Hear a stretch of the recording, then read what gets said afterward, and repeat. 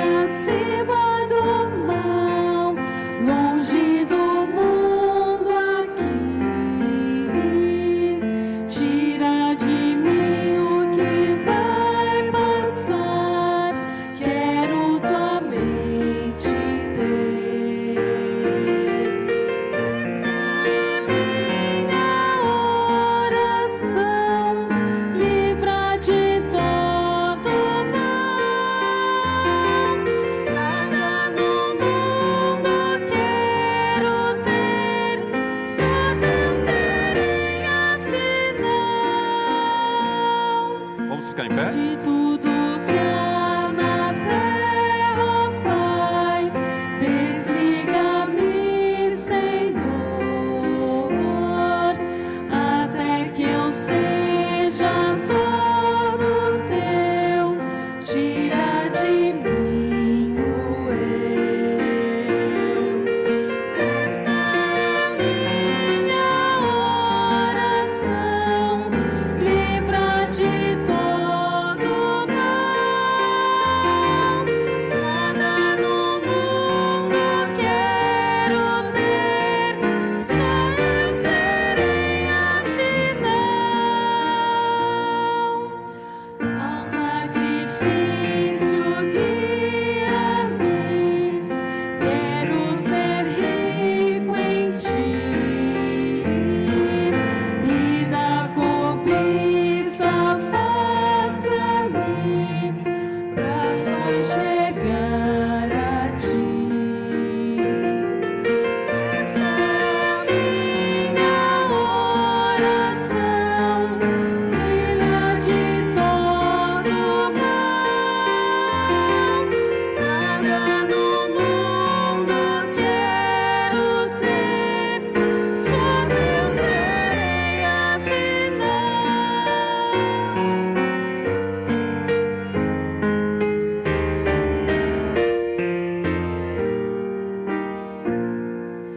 Nada na terra buscarei, tudo aqui vai passar.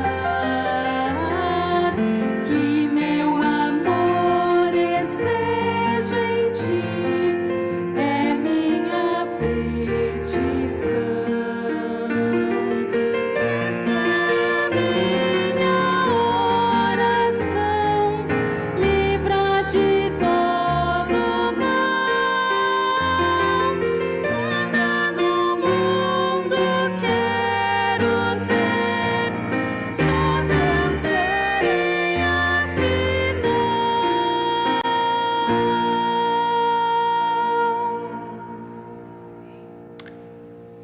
Eu gostei da ideia. Eu acho que eu vou sentar e vocês ficam em pé. Pode sentar, gente. Pode sentar. Boa noite, está tudo bem? Como passaram o dia hoje? Mais um dia nós estamos vivos, né? Isso é algo para celebrar, para agradecer a Deus. Nós vamos à palavra de Deus, mas antes nós vamos orar. Senhor Deus, mais uma noite, nós estamos abrindo a Bíblia, teu livro sagrado. Esse livro que tem transformado vidas de tantas pessoas, a minha vida, a vida da minha casa, a vida de tantas outras pessoas que eu conheço, porque elas ousaram se expor a esse livro, que é o livro de Deus, é a palavra de Deus. Senhor Deus, que o estudo da Bíblia seja eficaz para transformar o coração pecaminoso que todos nós temos. Nós pedimos isto e agradecemos em nome de Jesus. Amém. O primeiro texto de hoje está em Mateus capítulo 13. A gente não vai estudar hoje a parábola do semeador, só vamos pegar uma informaçãozinha lá da parábola do semeador. Mas você lembra que Jesus contou lá em Mateus capítulo 13, que um semeador saiu a semear e a semente caiu em 4 tipos diferentes de solos. Ele caiu à beira do caminho, vindo as aves o comeram, verso 4, eu vou ler verso 4 em diante. depois solo rochoso, a terra era pouca, não tinha profundidade a terra e logo se secou e queimou, o sol saiu, queimou a raiz, secou-se. Outra caiu entre espinhos. Eu quero hoje prestar atenção nessa que caiu entre espinhos. E os espinhos cresceram e a sufocaram. Essa semente representa a palavra de Deus que é plantada. Está sendo plantada em você agora, sendo plantada em mim. Você e eu estamos nos expondo à Bíblia aqui. A gente vem à igreja para se expor à Bíblia. Quando a gente se expõe à Bíblia, alguma coisa acontece na nossa vida. Aí o inimigo diz assim: não posso deixar isso barato. Eu tenho que contrafazer o que Deus está fazendo. E ele vem com contramedidas, né? E aqui tem algumas delas. E às vezes a semente cai num solo cheio de espinhos. Você vai ver a explicação da parábola a partir do verso 18. Verso 18 explica o que é o solo, depois no verso 20 o que é o solo rochoso, verso 19 que é a que foi semeada à beira do caminho. Mas o verso 22 diz: o que foi semeado entre espinhos é a pessoa que ouve a palavra, porém, duas coisas: os cuidados deste mundo. Segunda coisa, a fascinação das riquezas. A gente vai voltar a falar sobre esse assunto, mas já vamos dar uma palhinha agora. 1 Timóteo capítulo 6, Paulo diz assim: os que querem ficar ricos caem em grande tentação e cilada. São enredados pelo desejo de ficar rico. Tem gente que quer ficar rica e sai correndo atrás da riqueza. Não dorme mais direito, não come mais direito, acaba perdendo os seus relacionamentos, acaba perdendo o casamento às vezes, perde os filhos, correndo atrás. E às vezes quando consegue, eu vi uma história muito triste.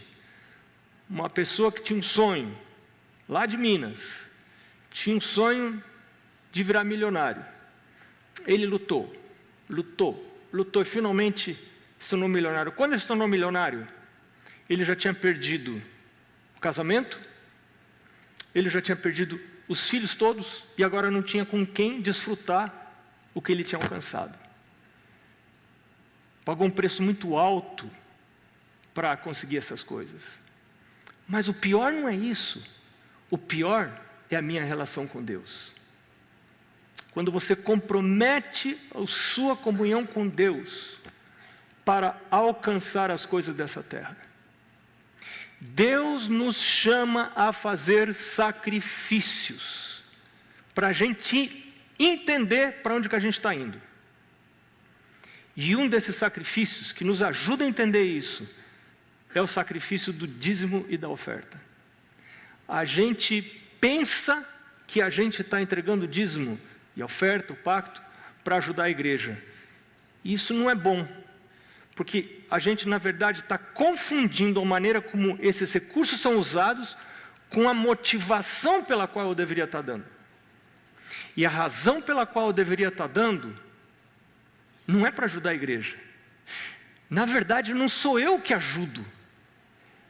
Eu entrego o meu dízimo porque eu sou ajudado.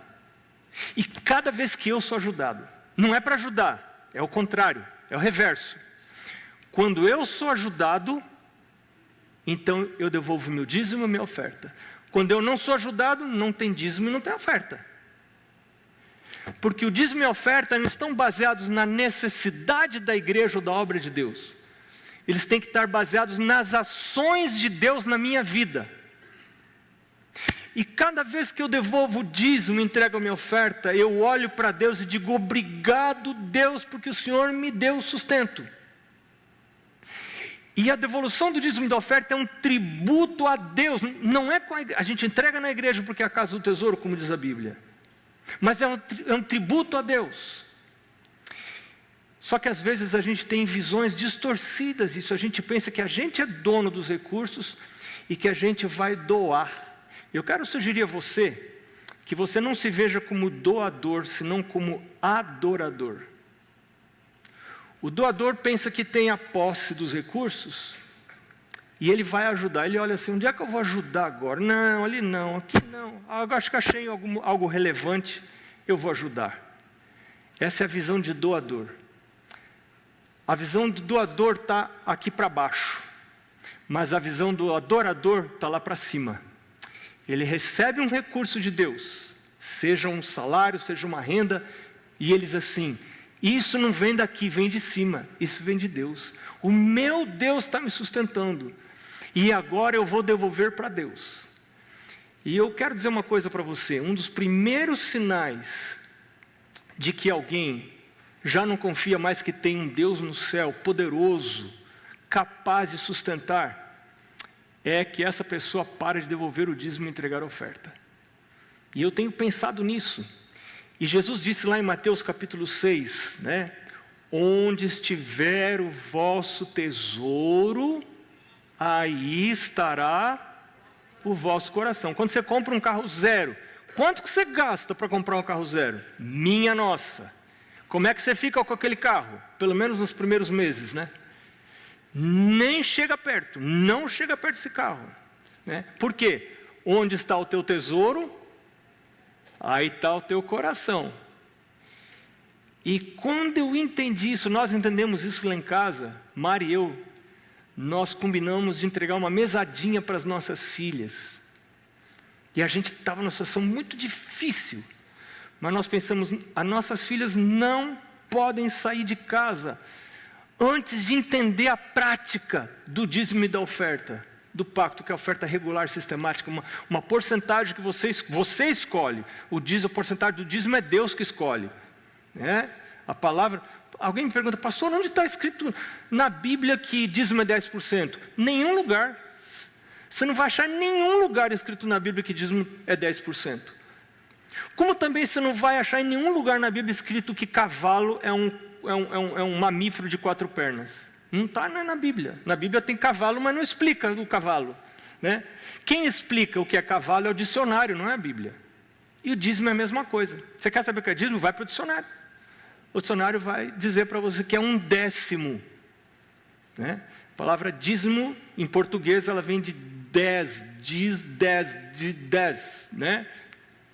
Parecidinho ali. Então, não é a Bíblia que explica, é o dicionário que explica o significado da palavra dízimo. E eu quero dizer uma coisa para você. A gente se discute muito na igreja sobre como conservar os jovens na igreja. Eu vou sugerir algo para você. Na minha visão, é quase impossível um jovem ou adulto se afastar da igreja, se afastar dos caminhos de Deus enquanto está dizimando. Precisa parar de dizimar. Quando você para de dizimar, você diz assim, eu não creio mais que tem alguém lá em cima que cuida de mim. Eu creio que eu estou por mim mesmo. Não tem ninguém que cuida de mim. Se ninguém cuida de mim, sou eu que tenho que cuidar de mim mesmo. Então não vou ser tonto de devolver o dízimo. E algumas pessoas aí fora falam assim, você é um tonto, hein? Fizeram lavagem cerebral em você. Você foi lá na igreja, lavaram sua cabeça e você está devolvendo o dízimo, dando dinheiro para os caras, né? E eu vou falar, as pessoas não estão assim tão fora da casinha quando falam isso, porque se você devolve o dízimo, ou você é um tonto, realmente fizeram lavagem cerebral, ou você está vendo outras coisas que esses olhos não enxergam. Você está discernindo coisas espirituais. Você está vendo as coisas por uma perspectiva espiritual. A existência de Deus e o grande poder de Deus. Por que eu estou dizendo isso? Porque para mim, esse chamado de Deus para devolver o dízimo é um convite para mim olhar para cima, não olhar para baixo. E lembra que um dos textos base que nós estamos usando essa semana está lá em Colossenses capítulo 3, né? Pensa nas coisas de cima, não nas coisas aqui de baixo. E Jesus está dizendo na parábola do semeador, os cuidados desse mundo e a fascinação das riquezas sufocam a palavra para que a palavra fique infrutífera e você se afasta dos caminhos de Deus. E Paulo fala lá em Timóteo, aqueles que querem ficar ricos, que correm atrás da riqueza, caem em muita tentação e cilada. Eu não estou dizendo que você não pode ser rico. E nem a Bíblia fala isso. A Bíblia diz que você não pode querer ficar rico. Mas se ser rico é parte do plano de Deus para a sua vida, pena que não é para a minha vida, já entendi que não é para a minha vida. Mas se é parte do plano de Deus para a sua vida, Ele vai fazer. E na Bíblia tem várias histórias de homens ricos. E hoje nós vamos estudar a história de um homem rico. Nós estudamos já a história de um ricaço, que não tinha o coração nem os olhos nas coisas dessa terra, que era o Jó. A Bíblia fala que Jó era um homem muito rico, mas ele, olha para o meu coração, Deus, se alguma vez eu pus no ouro a minha esperança, olha para o meu coração, Deus. E hoje a gente vai estudar a história de um outro homem, Abraão. Capítulo 13 de Gênesis, não vai lá ainda porque nós vamos para Hebreus primeiro. Acho que nem vai dar tempo da gente ir lá para Gênesis, nós vamos ficar em Hebreus, eu acho, só. Se der tempo nós vamos lá em Gênesis, né? Mas Hebreus capítulo 11 conta um pouquinho de Abraão, fala um pouquinho sobre Abraão e a história dele. Vamos lá para Hebreus capítulo 11. Hebreus capítulo 11 e o comecinho do capítulo 12. Hebreus capítulo 11, verso 8, diz assim: pela fé, Abraão, quando foi chamado, obedeceu, a fim de ir para um lugar que devia receber por herança, e partiu sem saber para onde ia. Pela fé,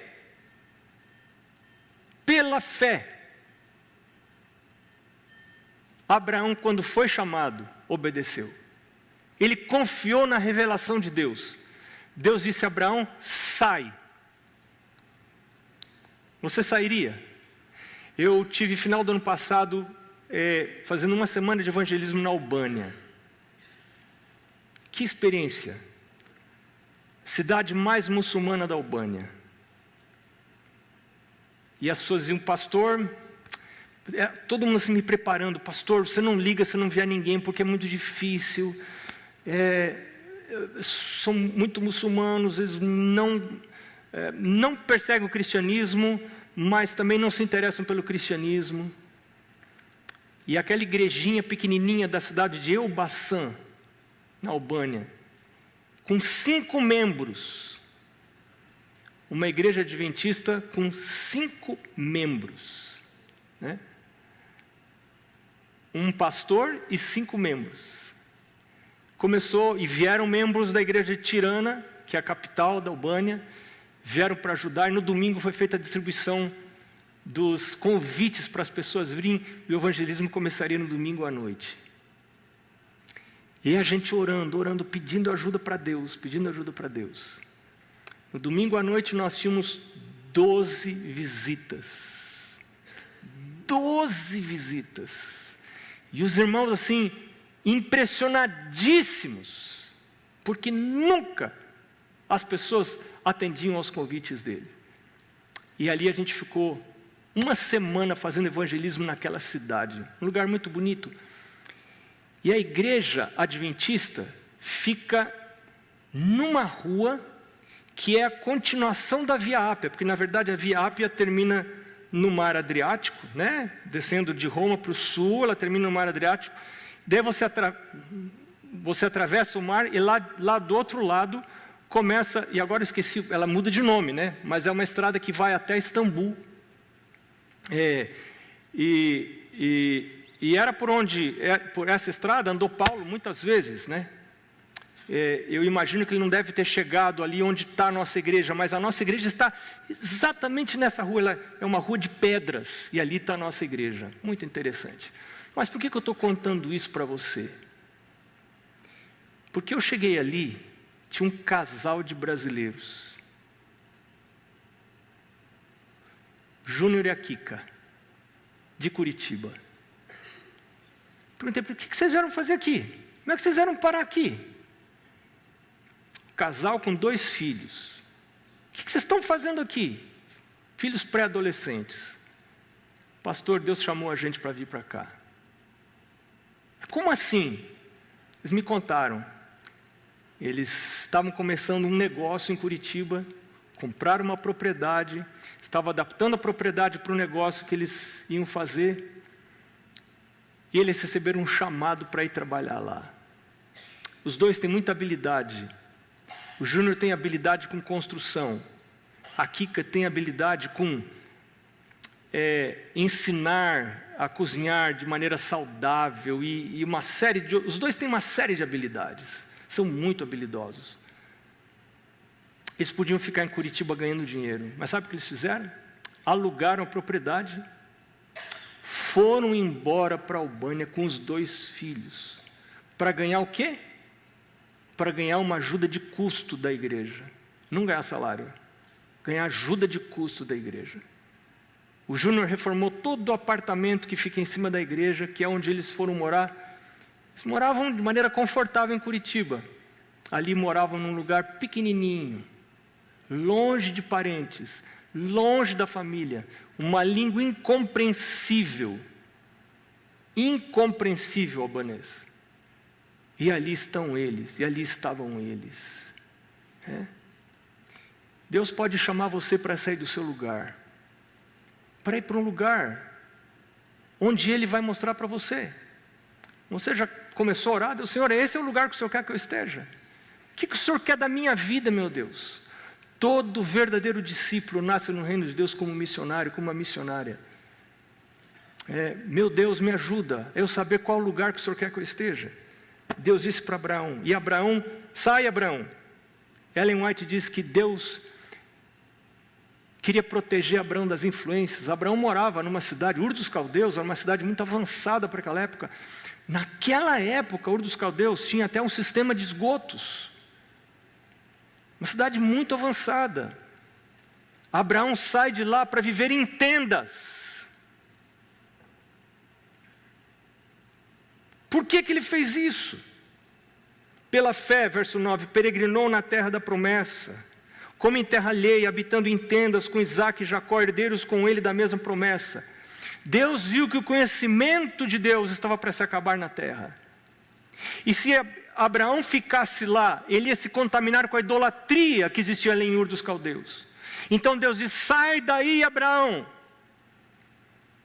E Abraão fez o caminho inverso do sobrinho dele, Ló. Você sabe a história de Ló, né? Ló foi junto com Abraão. O caminho inverso aqui na cabeça, né? Não geograficamente, mas aqui na cabeça. O Ló foi junto, os dois foram enriquecendo juntos, até que chegou um ponto que as posses dos dois não podiam estar juntas. Então o Ló falou para Abraão, Abraão, a gente vai precisar separar. E o Abraão, que era o chefe da comitiva, na sua grande generosidade, falou para o Ló assim, Ló, que era o sobrinho dele, Ló, escolhe para onde você quer ir, você vai para aquele lado que você escolheu, eu vou para o outro lado. E o olhinho do Ló brilhou, e o Ló olhou para a campina do Jordão, e ele viu umas pastagens maravilhosas, ao lado de cidades como Sodoma e Gomorra. E Ló só pensou no ganho, no lucro, na vantagem financeira. Ele não pensou no que ia acontecer ao ele expor a família dele à presença dos habitantes de Ló, que eram pessoas corruptas, ímpias. E quem sabe ele imaginou que morando naquele lugar, ele ia ter condições de preservar os filhos da impiedade daquele lugar. E você conhece a história. Esse homem, Ló, acabou perdendo tudo que ele imaginava ganhar. Perdeu a esposa, que virou uma estátua de sal. Perdeu genros. Perdeu todas as coisas. Saiu fugido de Sodoma um pouquinho antes da destruição. E Abraão estava lá. E esse tipo de generosidade, você já viu gente brigando por herança? Jesus fala na Bíblia sobre briga por herança, né? Gente brigando por herança. Jesus diz, filho, olha para cima. Esse tipo de generosidade como teve Abraão, só tem quem confia que Deus é quem lhe sustenta. Depois que Abraão fez isso com Ló, Deus fala para Abraão: Abraão, olha para cima, tua descendência vai ser como as estrelas. Essa terra toda aqui eu vou dar para você. Você deu isso para Ló, isso tudo vai ser seu, Abraão. Não se preocupa. Abraão falou: eu sei, meu Deus, por isso que eu pude deixar Ló ir para lá. Porque diz o ditado que é do homem o bicho não come. Você pode dar para os outros, que Deus não vai deixar faltar para você. Essa generosidade, ela só acontece quando você é pela fé. Quando você confia no Senhor. Você confia que tem um Deus no céu. Pela fé peregrinou na terra da promessa, como em terra alheia, habitando em tendas com Isaque e Jacó, herdeiros com ele da mesma promessa. Por quê? Verso 10. Porque aguardava a cidade que tem fundamentos, da qual Deus é o arquiteto e edificador. A esperança de Abraão não estava aqui na terra. Mulher, a gente não está se preparando, a gente não está querendo fazer a cama da gente aqui, não. Não é aqui que eu vou fazer minha cama, eu vou fazer minha cama em outro lugar. Eu estou esperando a cidade que tem fundamentos. Essas cidades aqui não vão prestar, nenhuma delas. Você imagina um pouco mais para o fim, quando faltar água em cidades como São Paulo. Não essas faltas de água que a gente vê na televisão, faltou 3, 4 dias. Não estou falando disso. Falta água mesmo. Você imagina quando não houver mais coleta de lixo? Você imagina quando a criminalidade sair completamente fora do controle? O que será viver nesses lugares? Abraão colocou a sua esperança numa cidade que tem fundamentos. Verso 13, todos esses morreram na fé, porque ele cita outros antes, cita Noé, mais para cima, Enoque, Abel, e ele diz agora, verso 13, todos esses morreram na fé, sem ter obtido as promessas, vendo-as porém de longe, e saudando-as, e confessando que eram estrangeiros e peregrinos sobre a terra. Estrangeiros e peregrinos sobre a terra. Você é estrangeiro e peregrino sobre a terra? Quando a gente se vê como estrangeiro e peregrino sobre a terra, isso muda o jeito da gente encarar a vida. Eu me lembro que uma vez nós estávamos para ir de missionários. Nós recebemos um chamado para ir de missionários para a Guiana Francesa. Eu encontrei uma leiteirinha bonitinha, e a nossa leiteira já estava assim, dando os últimos suspiros, né? E eu pensei, e a leiteira bonitinha e com um preço bom. Eu pensei, vou comprar essa leiteira. Mas daí eu pensei, mas eu estou de mudança. Se eu compro, eu vou ter que deixar, eu não posso levar a leiteira, eu não posso levar, vou ter que deixar tudo para trás. Não vou comprar. Você viu como muda? Muda completamente. Não vou comprar essa leiteira. Mudou completamente. Você está pensando nesse novo lugar? Estrangeiro e peregrino sobre a terra. Verso 14. Porque os que falam desse modo manifestam estar procurando uma pátria. E se na verdade se lembrassem daquela de onde saíram, teriam oportunidade de voltar. Mas agora aspiram a uma pátria superior, isto é, celestial. Por isso, Deus não se envergonha deles. De ser chamado seu Deus, porquanto lhes preparou uma cidade. De quem Deus não tem vergonha? Deus não tem vergonha de quem está olhando para aquela pátria, para a pátria celestial. O seu coração não está aqui. Seu coração está lá em cima. Está amando, aguardando, esperando a volta de Jesus. Está pensando em fazer sua casa lá em cima. É lá que é a minha cama. Minha cama não é aqui. Não vou fazer minha cama aqui. A minha cama é lá. Eu sou estrangeiro nesse lugar aqui. Não importa seja o país onde eu nasci ou um outro país que eu estou vivendo. Eu sou estrangeiro. Nunca vou deixar de ser estrangeiro. Pela fé, Abraão, quando posto à prova, ofereceu Isaque. Você lembra dessa história? E agora muda. No verso 22 fala de José. Olha que coisa interessante de José. Pela fé, José, próximo do seu fim, fez menção do êxodo dos filhos de Israel, bem como deu ordens quanto aos seus próprios ossos. Onde morava José? José morava no Egito. O Egito era o país mais desenvolvido daquela região. Se você queria ir num bom restaurante, era Egito. Se você queria roupa boa, barata, era o Egito. Se você queria shoppings maravilhosos, era o Egito. Era Egito. O Egito tinha todas essas coisas. Quando José estava próximo de morrer, José fala assim: gente, vocês estão aqui como escravos. E o povo de Israel estava ali como escravos. Ficaram 400 anos como escravos no Egito. E Deus diz assim, e José falou para eles: Deus falou que Ele vai nos dar uma terra, uma Canaã. Um dia vocês vão para Canaã. Quando vocês forem para Canaã, eu já vou ter morrido. Mas eu quero que vocês façam uma coisa. Eu quero que vocês peguem os meus ossos e levem para Canaã. Eu não quero nem que os meus ossos fiquem no Egito. Eu quero que o meu amor esteja na terra que Deus está preparando para mim. Levem os meus ossos. Eu fico impressionado quando leio isso. José é um homem poderoso, um homem humilde, a quem Deus exaltou sobremaneira. Chegou a quase ficar no nível do faraó. E é muito difícil uma pessoa em posição de responsabilidade, de grande poder, não se deixar enganar pela fascinação da riqueza e pelos cuidados desta terra, pelos cuidados desse mundo. Mas não José. José não se deixou enganar. Eu estou aqui, mas eu não sou daqui. Eu sou lá de Canaã. Eu sou lá de Canaã. Nós estamos indo para Canaã. Nossos ossos não vão ficar aqui também. Nossos ossos vão para lá.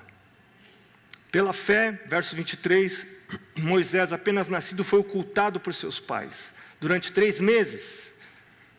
Pela fé, Moisés, quando homem feito, recusou ser chamado filho da filha de Faraó, preferindo ser maltratado junto com o povo de Deus, a usufruir prazeres transitórios do pecado. Moisés também vivia no meio do luxo, da opulência. Tem gente que tem uma atração especial por luxo, por sofisticação, por opulência. Estas coisas são enganadoras.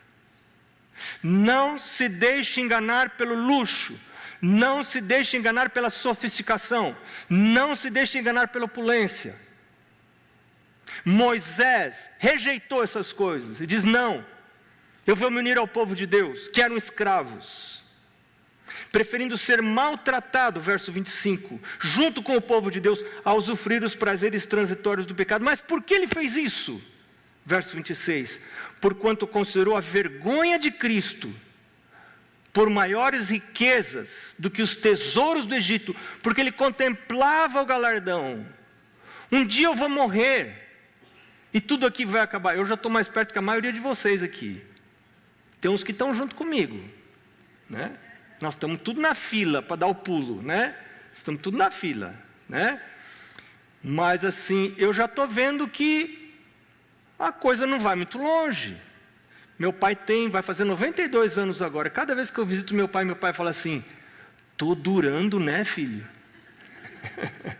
Estou durando.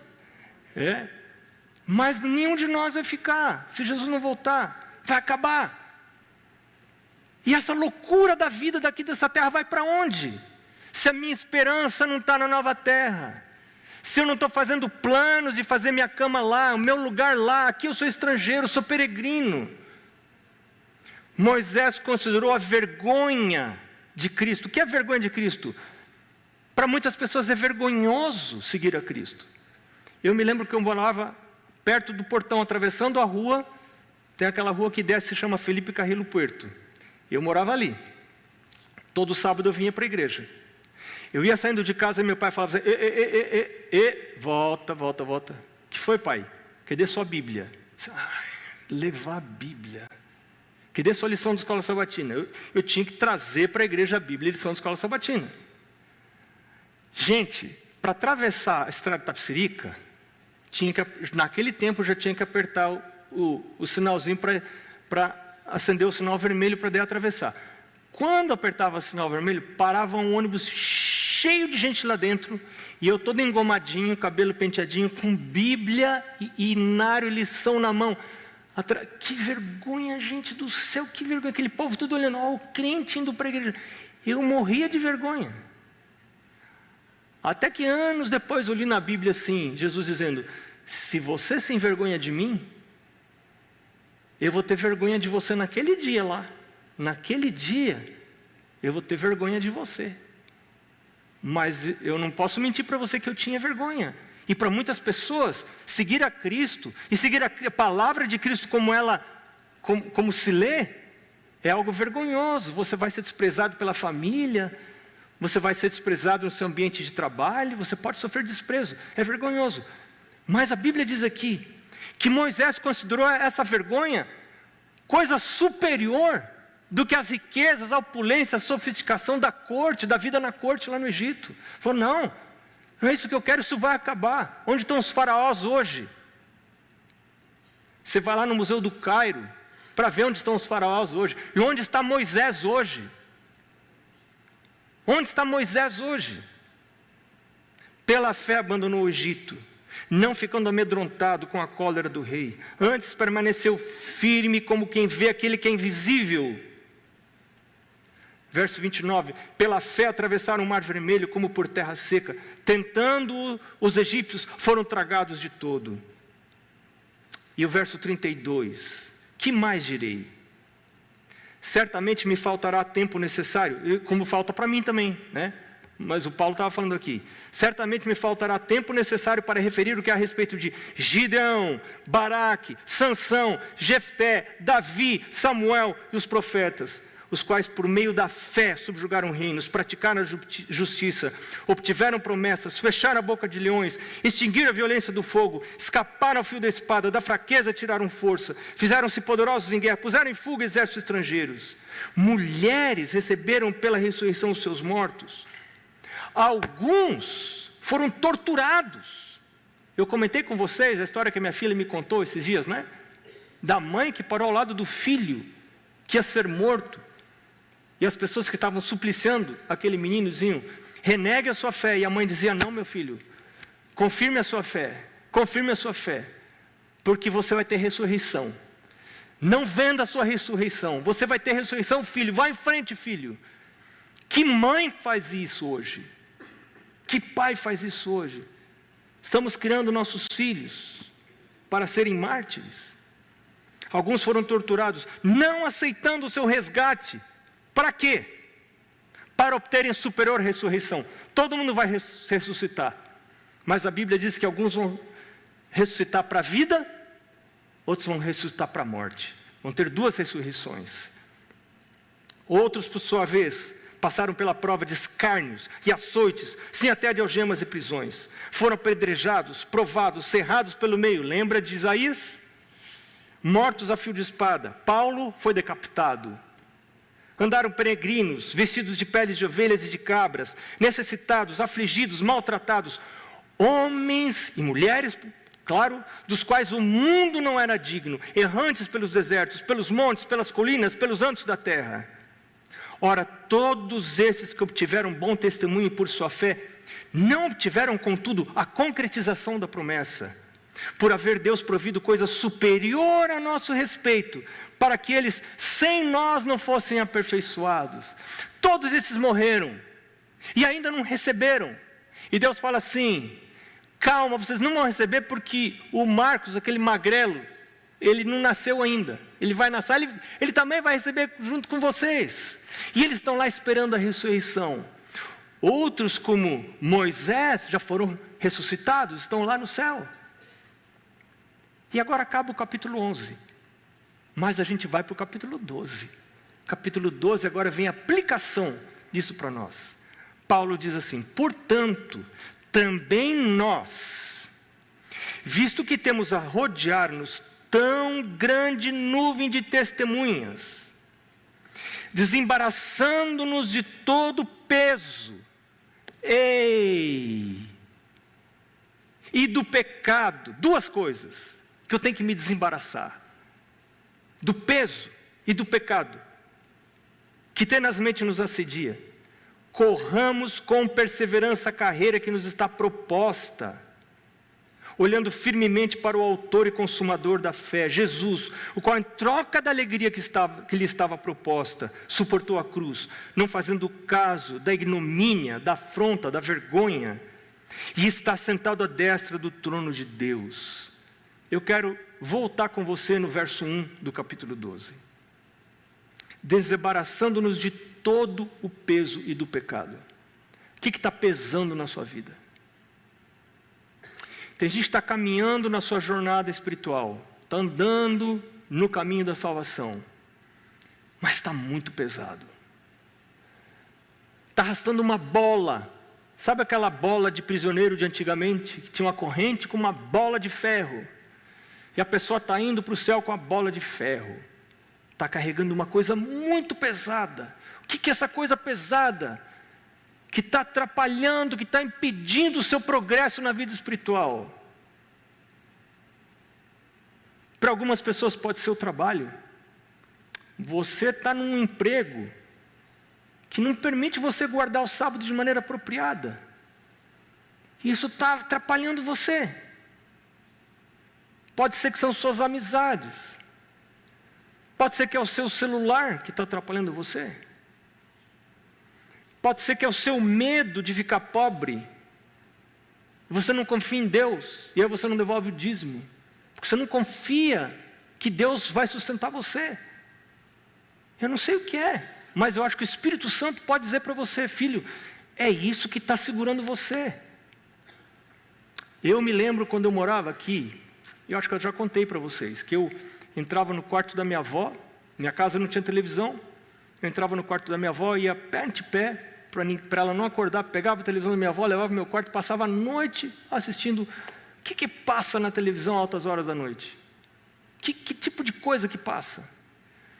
E numa semana de oração eu entendi. Deus falou assim: eu vou mostrar para você como que você está, Marcos. Eu entendi que se eu quisesse continuar caminhando para conhecer Jesus, eu ia precisar largar aquilo. Mas eu não sou uma pessoa que posso largar pela metade. Ou larga ou não larga. Eu entendi isso claramente. E eu tive que tomar uma decisão. Eu não vou mais assistir filmes. Não dava para tomar meia decisão. E eu tomei essa decisão anos atrás. Eu não vou assistir por quê? Porque eu não resisto. Simplesmente por causa disso. Vou contar uma outra coisinha para vocês não contam para ninguém. Eu tinha parado de comer chocolate. Mas quando nós nos mudamos para onde a gente está morando agora, pensei: aqui tem uns chocolates assim de muito boa qualidade. Eu vou comer, mas vou comer bem pouquinho. Então tinha um biscoito coberto de chocolate, importado da Alemanha, mais baratinho. E eu comprava aqueles biscoitos, todo dia, depois do almoço, era um biscoito. Eu comia aquele biscoito. Passou um tempo eu comendo um biscoito depois do almoço. Depois de um tempo, eu pensei: puxa, mas podia comer mais um biscoito, né? Em vez de um, 2. Então, passei a comer 2 biscoitos. E passei um bom tempo comendo 2 biscoitos de chocolate depois do almoço. Depois de mais um tempo, pensei: puxa, mas parece que eu preciso de um pouquinho mais. Então, foram 3 biscoitos. Você já sabe onde parou essa história, né? Quando chegou no 4º biscoito, todo dia depois do almoço, eu já não conseguia trabalhar à tarde. Um sono, não conseguia avançar meu trabalho, minha cabeça não funcionava. E um dia, a luz brilhou, falou assim: filho, você está entendendo o que está acontecendo com você? Você não tem mais controle sobre esse negócio. Você perdeu completamente o controle. Só tem uma opção para você. Você não tem a opção de falar assim: não, eu vou voltar a comer um biscoito todo dia depois do almoço. Essa opção não existe. Você sabe que não é real. Qual a única opção que você tem? Romper completamente com isso.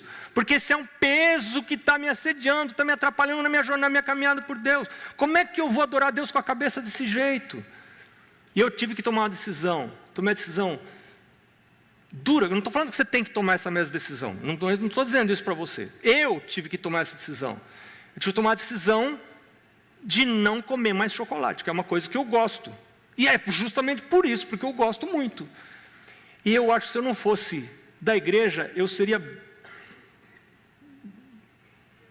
bêbado, sei lá, ou estaria afundado na drogadição, não sei, alguma dessas coisas. Graças a Deus. E eu tive que não só tomar a decisão de parar de comer chocolate, mas eu tive que comunicar essa decisão. Porque se você toma essas decisões e você não comunica, fica fácil você voltar atrás. Mas quando você comunica, e eu estou fazendo isso aqui agora, imagina, fazendo isso aqui agora, se alguém me vê aí num canto, comendo oi pastor, mas você é um pica-fumo mesmo, né? Você não vale nada, porque ó, tomou a decisão, falou lá na igreja, agora você está comendo aqui. Então quando eu falo isso aqui, está me ajudando. Tem um monte de gente que sabe, eu não quero voltar para trás. Eu não quero voltar para trás. Essas coisas que eu estou contando para você são parábolas para a sua vida. Porque você tem outras coisas que Jesus está falando para você. Filho e filha, o que é que Jesus está dizendo para você deixar para trás? O que é que está pesando na sua caminhada para o céu? E o pecado que tenazmente nos assedia. Deixar o peso, todo o peso, e deixar o pecado. Qual é o peso e qual é o pecado? Corramos com perseverança a carreira que nos está proposta, olhando firmemente para o autor e consumador da nossa fé, Jesus.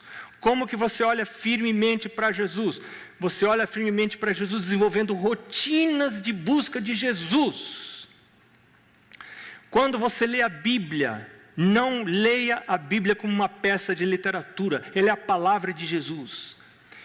Apocalipse capítulo 1, verso 1 diz, revelação de Jesus Cristo. Quando você estuda o livro do Apocalipse, é revelação de Jesus. Então não se aproxime da Bíblia como você se aproxima de uma peça de literatura. É a palavra de Jesus. Jesus, o que o Senhor quer que eu saiba? Eu recomendo a você, sobre esse assunto, a gente não tem tempo de falar mais aqui, sobre esse assunto que você ouça o episódio número 1 do meu podcast, no Spotify. Episódio número 1, como você ler a Bíblia. Essa é a palavra de Jesus. Jesus fala comigo. Porque se você se aproxima da Bíblia como uma peça de literatura, você esquece Jesus.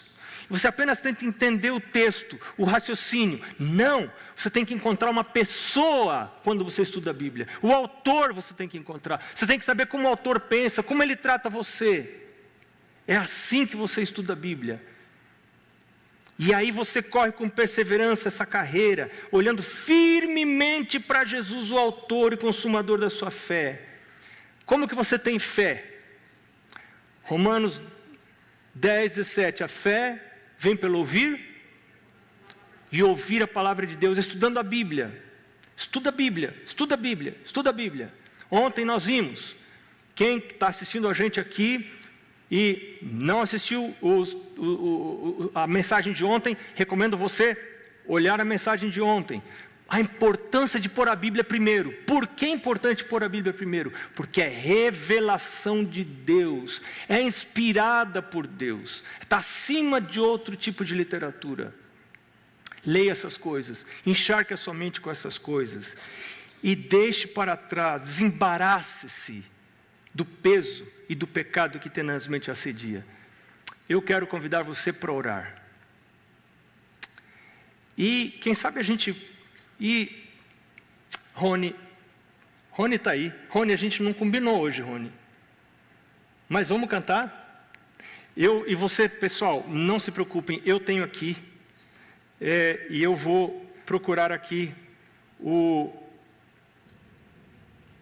texto da música que a gente vai cantar. A última estrofe é muito significativa.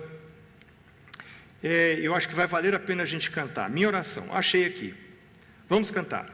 Nada na terra busca... Puxa, esse pessoal é muito profissional. Muito obrigado.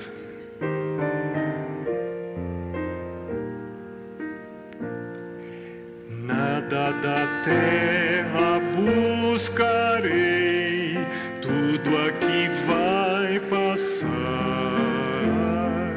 Que meu amor esteja minha petição, esta é minha oração, livra de todo mal, nada no mundo quero ter, só Deus serei afinal. Vamos orar. Ouve a nossa oração, Senhor. Tira os nossos olhos, as nossas esperanças daquilo que vai passar. Nós estamos de mudança. Nós estamos vendo um mundo em convulsão. Os poderes políticos estremecidos. Nós vemos que a tua vinda está cada vez mais próxima. A tua palavra diz que os elementos ardendo se desfarão. Nada das coisas desta terra vão subsistir, tudo vai perecer. Mas nós aguardamos uma pátria, como aquelas pessoas do passado, uma cidade que tem fundamentos, onde Cristo está sentado à destra do Pai, intercedendo por nós. Coloca os nossos olhos nas coisas de cima, Senhor. Nós pedimos em nome de Jesus. Amém.